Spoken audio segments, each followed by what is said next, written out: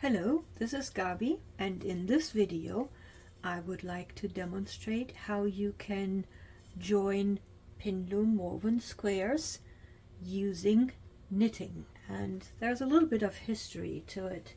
I had the privilege in 21 to write an article about joining Pin-Loom squares with an invitation to try something different. And one of those methods that I described in that article was to use a 3-needle bind-off to join squares.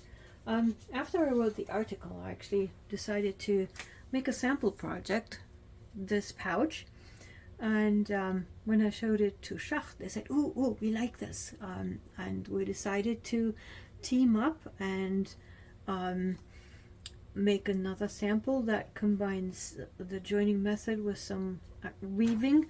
And so Schacht now has the autumn crossbody pouch project on their website, and you can find here on the Schacht website. Look for autumn crossbody pouch, where I combine the 3-needle bind-off with some basic pickup weaving, pattern weaving. So anyway, which means it's time to show you folks who are interested on how to do it in real, so that you don't have to read the article or kind of guess your way through it. Just quick, let's take a quick look. So this is the sample that I made. The project that I made for Schacht actually looks even prettier than this. It's Universal Yarns wool. All you need to do is you weave squares, and then with any contrasting color you join. You can see here the joins, and I also picked up some stitches to knit a turtleneck as the closure for this pouch. And then there's some I-cord that you can actually carry it crossbody. Anyway, so let's take a look at how this is done. So basically, you weave whatever you want to weave, and for that I have used the same yarns that I also used for the demonstration in the article. Karen Simply Soft, because it's just really great for sampling. And will be using the same yarn, just in a contrasting color for the joins. What do you need to do this knit joining? I suggest that you have 2 circular needles. They should be a little bit thinner than what you would usually use for the yarn that you are using, for the reasons that you don't want to poke the loops on your squares too much. So you need 2 of them, and then you need any other needle. I just use a double point for the actual 2-needle bind-off. All right, let's get started. I have woven 4 squares here. I actually don't think we need them all, but anyway, we have them, and you can just pick one and a needle and yarn,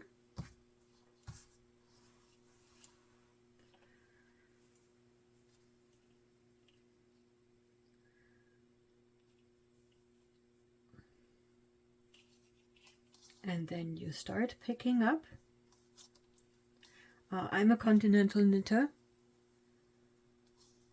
but it works just very much the same whether you pick or throw.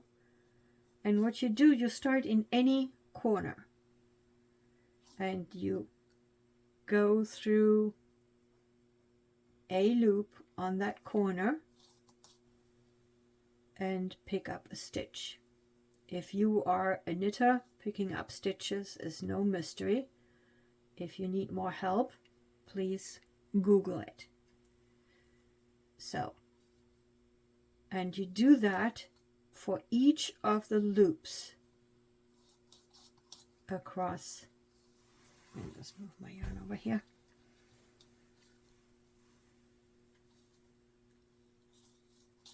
Across one side.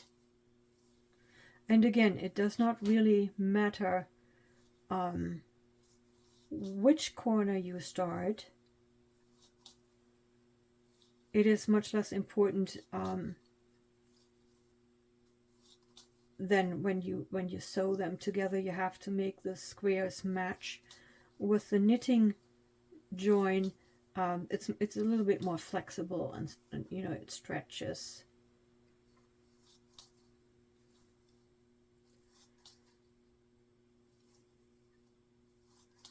And you do this all across till you get to the end.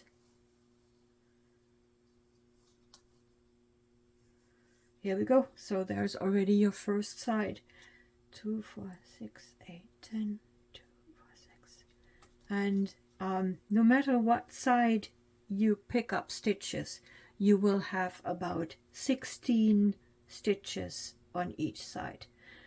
Honestly, if you wind up with one more or less, it absolutely doesn't matter. But this is what you can kind of count on. That's what you get, okay? So, first one is done.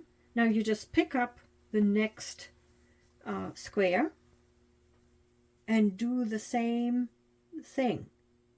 Start in the corner.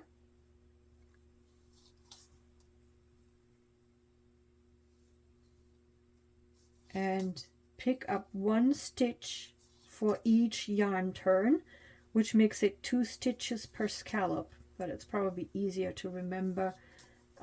Just every time you see a yarn turn, pick up a stitch, and this is the easiest to remember. Need some more yarn here. And then you do another 16 or so stitches across.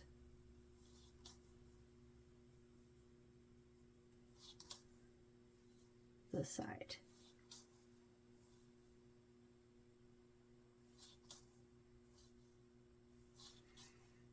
Okay.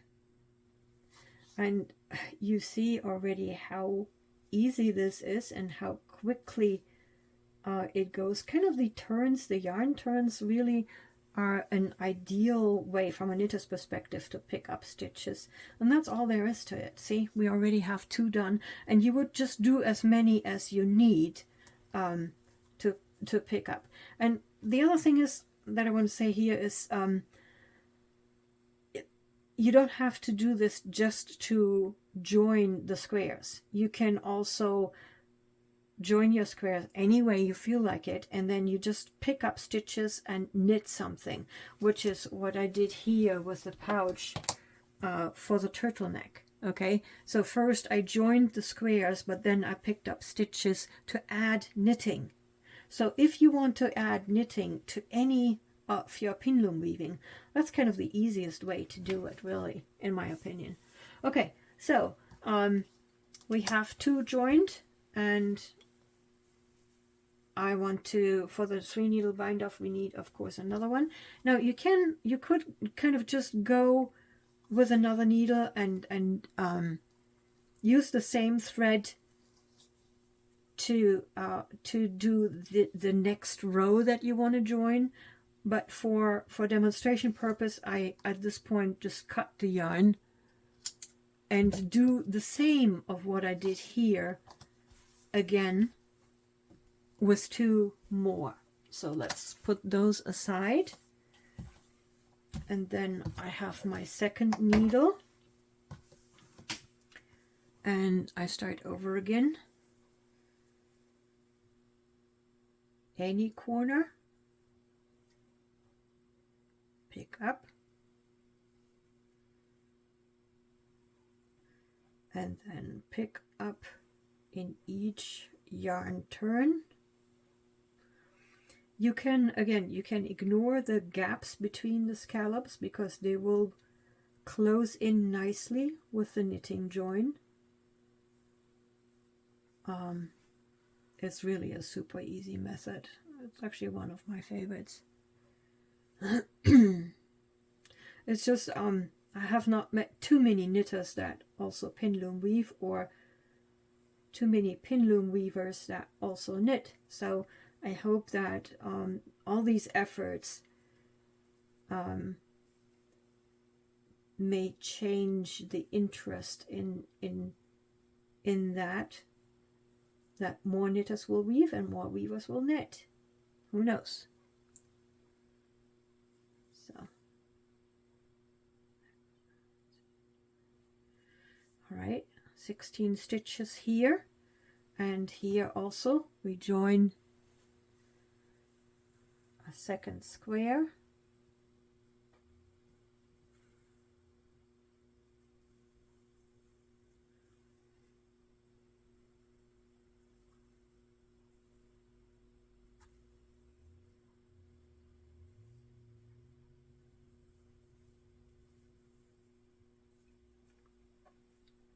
And of course you can, you know, I recommend, if you have a larger project like a blanket or so, you would make the rows where you pick up as long as needed. Like if you have 10 squares next to each other, you would join just that whole row of 10 squares at once. There's no need to kind of cut it off after each square or so. You really work in rows.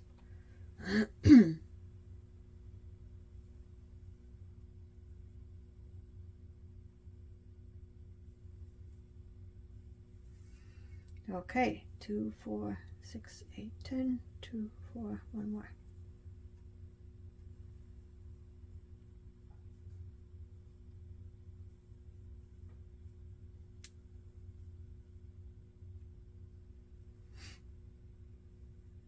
That one, last one is stubborn, it doesn't want me. I shall prevail. Here we go. Okay, so now we have 2 needles with pickup stitches.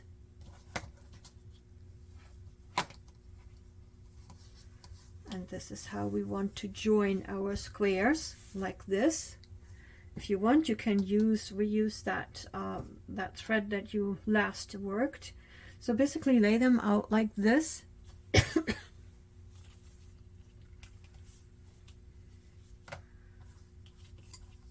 And then you pick them up like this, which puts the needles into the proper position. Okay, so the working needle needs to be on the left, so this is where we turn it all around, and then you just start knitting. If you are not familiar with the 3 needle bind off, I would like to ask that you go and Google it, because I cannot really go beyond knitting and knitting instructions beyond what I'm showing here. So if this is not sufficient, please Google for more. There's tons of really good information out there about 3 needle bind off. So you have 2 needles, and you see the stitches are showing up parallelly here. And the 3 needle bind off works that you, with your knitting needle, you pick up like 2 stitches on those needles,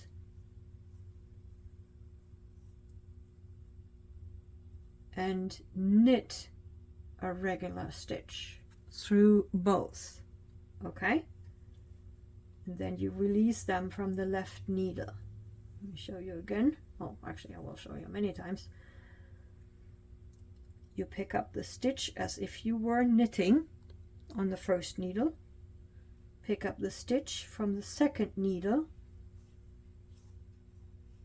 pull over the yarn and pull it through both loops, and release from the left needle.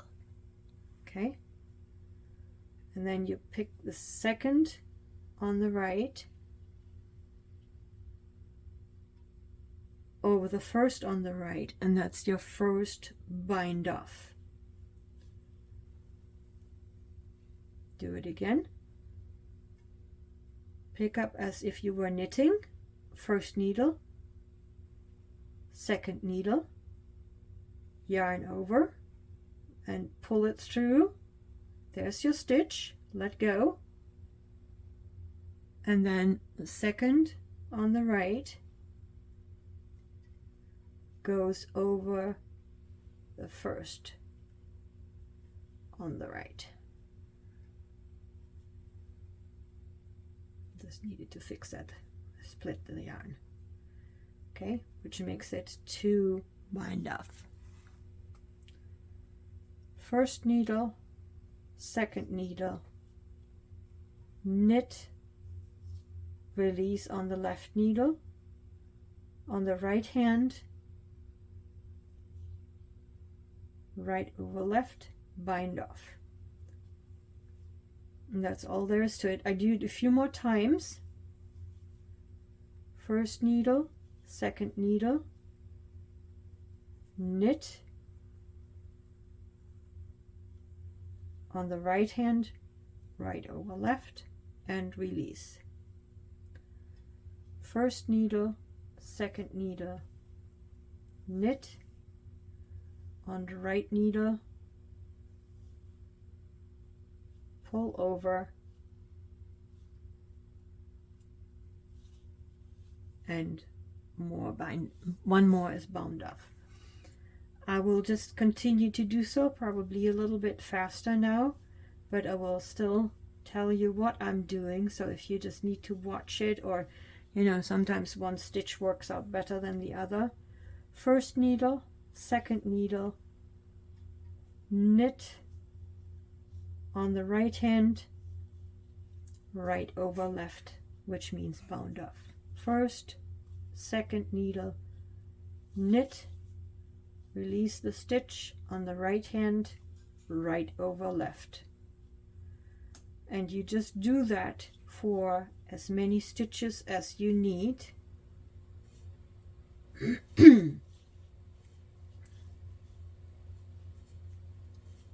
All the way across.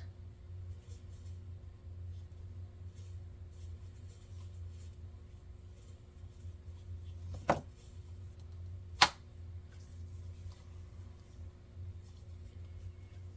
hope that this shows good enough. I'm doing this a little bit freestyle here while standing.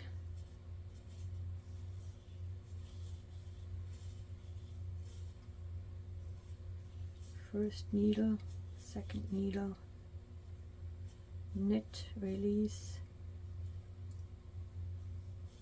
right over left. So this red yarn is actually a little bit splitty, which makes it not look perfect. But I will just still continue, because you know, that's kind of just life, that not everything will work out perfectly, as long as you can get an idea of how this works and what I'm doing here. So we are already at the end of the first square. Let me just do the last stitch here, and then there's really nothing to it to move on to the next one. So basically we're done with the first one, and you just continue with the next one. Okay, all the way across.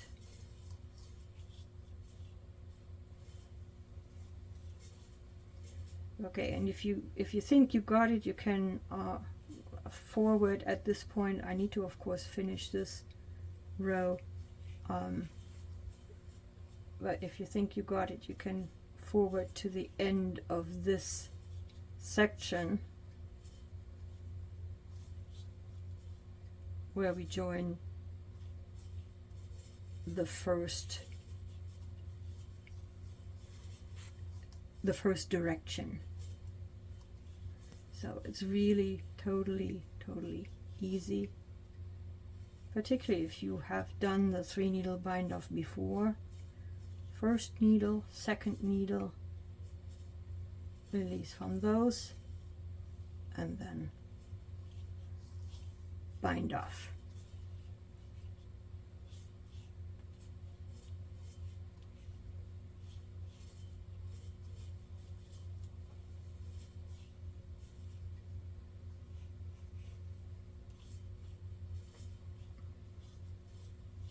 One thing I really like about the knitted bind off is it gives a nice edging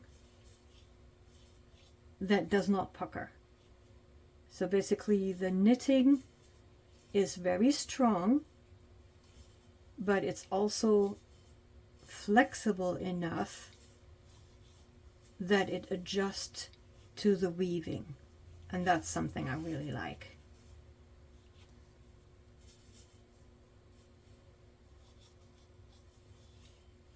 I can show you this in a minute when I'm done here.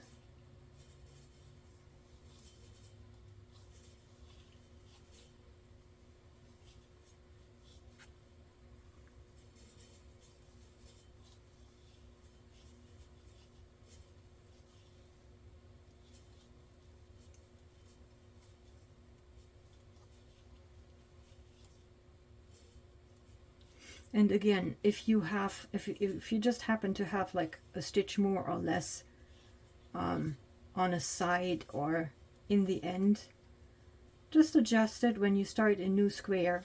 You know, just knit 2 together or not, to adjust it so that it still lines up nicely. But the number of stitches is really ±1 is really not an issue. Okay. Oops, I forgot the second needle. Last one, last stitch here. And just release the split yarn.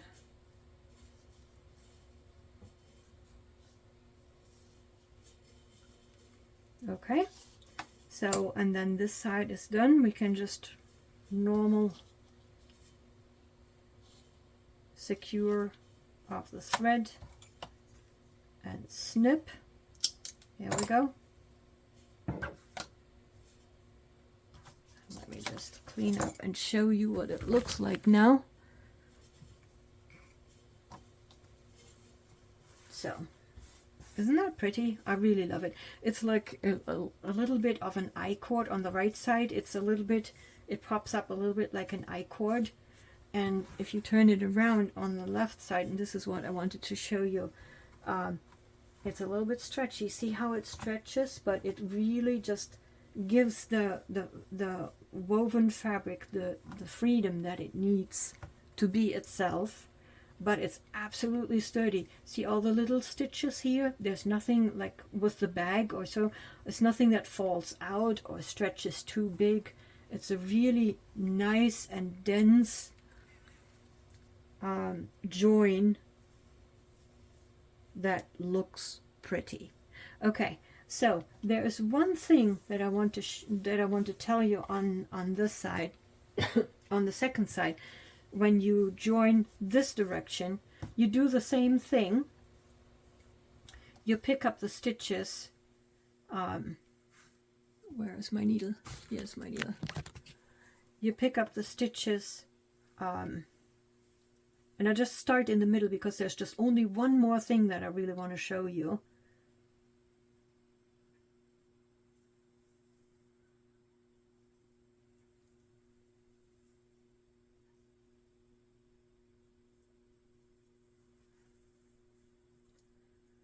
You pick up the stitches as usual.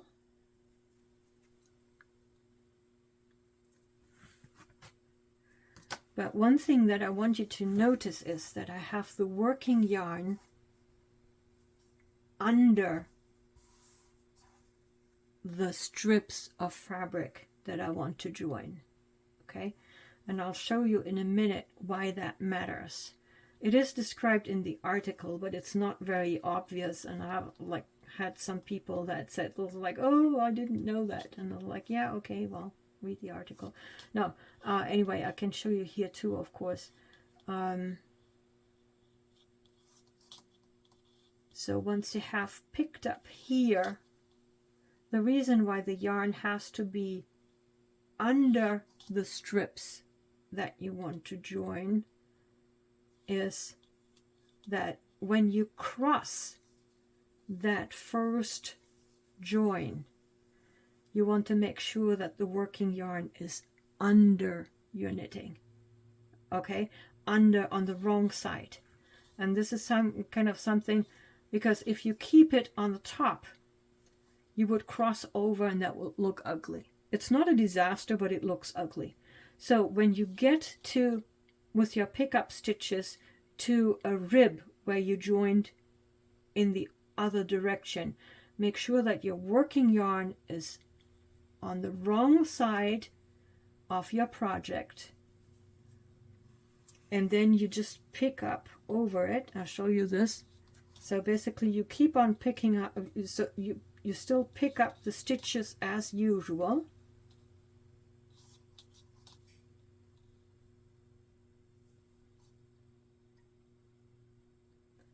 but the working yarn is, okay, this is not very cooperative. Here we go. That is better, I hope. Yes, here we go.